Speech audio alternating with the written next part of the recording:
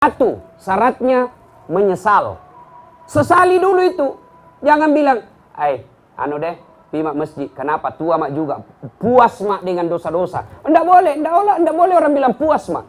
Tapi apa? Menyesal. Yang kedua, akui. Salah mentong kate. Salah kok, akui. Yang ketiga, tidak mengulang. Ini yang banyak dilanggar. Yang selalu saya istilahkan tobat ibu hamil. Coba itu ibu hamil kalau melahirkan. Tobat itu. Toba matea mak. Terakhir mini. Tidak mau lagi hamil. 5 bulan kemudian. Hamil bisa deh. Kan sudah ditobat. Ya. Yang ketiga. Tidak mengulang. Makanya dalam doa kita minta. Rabbana la tusik qulubana ba'da is hadaitana wa hab lana min ladunka rahmah. Ya Allah, jangan engkau palingkan hati hamba, jangan engkau sesatkan hati hamba setelah engkau berikan hidayah. Karena tanpa hidayah, tanpa pertolongan Allah, hari ini kita tobat, besok ulang. Tobat, ulang lagi. Nabi bilang malaikat, iyo kenapa? Cobi-cobi kau mati pak kau belender kau cilaka. Tobat, jangan diulang. Ya. Yang keempat, ganti dengan kebaikan. Kalau bapak ibu soal ulang, jangan maki juga putus asa. Ada anak muda datang sama Nabi, ya Rasulullah banyak sekali dosaku, saya pembuat dosa. Nabi lalu bersabda, kau bertobat. Tapi kuulang lagi. Nabi bilang, tobat kau lagi. Tapi kuulangi lagi. Nabi bilang, tobat kau lagi, kata Nabi. Kuulang lagi, tobat lagi, sampai 4 kali. Lalu anak muda berkata, kalau begitu Nabi, banyak itu dosaku. Nabi lalu tersenyum dan bersabda, dosamu besar, tapi ampunan Allah jauh lebih besar. Wala ta'asu min rauhillah. Jangan putus asa. Bahkan dalam hadits qudsi Allah jelaskan, andai saja ini hambaku datang membawa dosa penuh langit dan bumi, jangan kau putus asa. Ampunanku jauh lebih besar daripada dosamu. Berapa tong itu dosamu?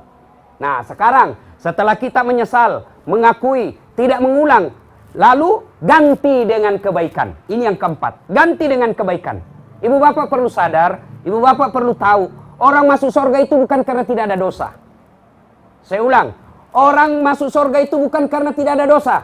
Karena kalau orang yang masuk surga orang tidak punya dosa, maka tidak ada orang bisa masuk surga. Hanya Nabi Muhammad saja manusia tidak punya dosa. Jangankan kita manusia akhir zaman, kita polisi, kita ibu-ibu rumah tangga, mahasiswa, politisi, peluang berdosa banyak. Dulu saja tidak ada peluang dosa tapi masih berdosa. Sekarang televisi hampir semua dosa nak kasih lihat ki.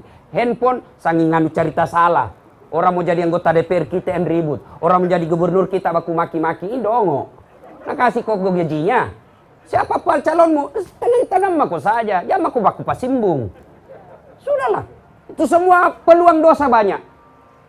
Nabi Adam pernah berdosa, makan buah khuldi. Nabi Yunus pernah berdosa, sangka buruk kepada Allah. Nabi Nuh gagal didik anaknya. Nabi Lut sengsara istrinya. Itu Nabi, apalagi kita manusia akhir zaman. Pasti banyak dosa.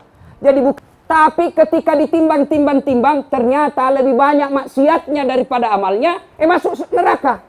Tapi untungnya kalau Islam, masuk nerakanya sebentar ji. Transit ji saja, nanti masuk surga. Kalau kafir, abadi dalam neraka, tidak bakal masuk surga.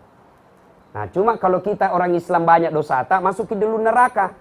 Dicuci dulu. Bagaimana model cucinya? Tergantung kotoran. Saya bajuku itu dulu di kampung, kalau yang saya pakai dari sawah, susah hilang kotorannya. Mamaku nakalantang. Tahu? Pak Kapoltabes pasti tahu ini kata kalantang.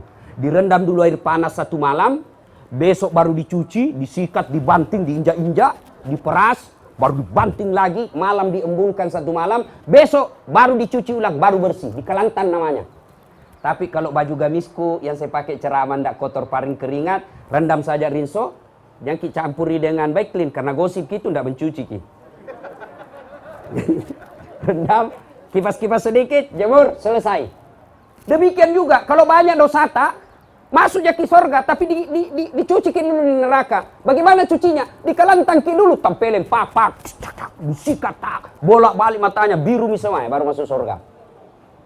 Nah, sekarang agar amal-amal kita lebih berat, nah dalam rangkaian cuci dosa, syarat yang keempat adalah mengganti dengan kebaikan. Kebaikan apa? Sederhana saja, waktu yang ringkas.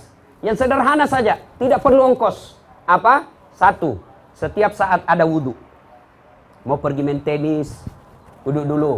Mau pergi rahasia, duduk dulu. Ibu-ibu mau pergi gosip, duduk dulu. Insyaallah beda gosipnya orang ada wuduk dengan tidak. Lalu ada orang bilang, Ustaz, kalau selalu wuduk, apa hadiah dari Allah? Ya kong kale jenek tak. 24 jam, hampir selalu ada wuduknya. Apa hadiah dari Allah? Innallaha yuhibbut tawabina wa yuhibbul mutatakhirin. Dicintai oleh Allah. Kalau nak cinta maki Allah Ustaz, kenapa mi? Kalau Allah cinta sama kita, apa kita minta dikasih? Ya Allah berikan saya kekayaan, Allah kasih. Ya Allah berikan kesehatan, Allah kabulkan. Kenapa? Sudah dicinta.